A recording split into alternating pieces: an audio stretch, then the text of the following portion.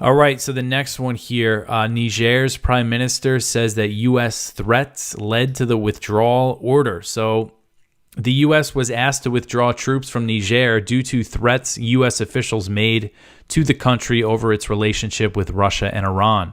And this is according to Niger's prime minister, Ali Mohamed Lamine Zain. He spoke with the Washington Post about it. So Niger announced that it ended its military relationship with the U.S. back in March and said the U.S. presence was no longer legally justified. Officials said at the time that Niger took the steps due to the U.S. not respecting the country's sovereignty. So Zain, who was appointed by a military junta after a July 2023 coup, elaborated on the reason for ordering the U.S. withdrawal. He pointed to comments made by Mali Fee, the State Department's top official for African affairs, who warned Niger against strengthening relations with Russia and said it could affect U.S. military support. She also threatened sanctions if Niger went through with a potential uranium deal with Iran.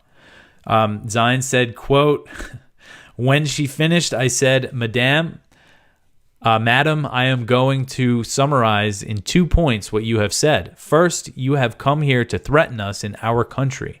This is unacceptable, and you have come here to tell us with whom we can have relationships, which is also unacceptable. And you have done it all with a condescending tone and a lack of respect," end quote. He said Niger was also unhappy with the U.S. for freezing military assistance following the coup and not helping with the fight against terrorists while remaining in the country. He said, quote, "The Americans stayed on our soil doing nothing while the terrorists killed people and burned towns," end quote. The U.S. has said it will comply with Niger's order to leave, and the Pentagon ordered a withdrawal it says will take place over the next few months. But the U.S. is dragging its feet. They're still saying that they might be able to work out some sort of deal, claiming, negotiations are ongoing, but Niger is showing no interest in that. I mean, they just got to get out of there. And U.S. troops stationed at Air Base 101 in Niamey, the capital, they're now sharing a base with Russian soldiers.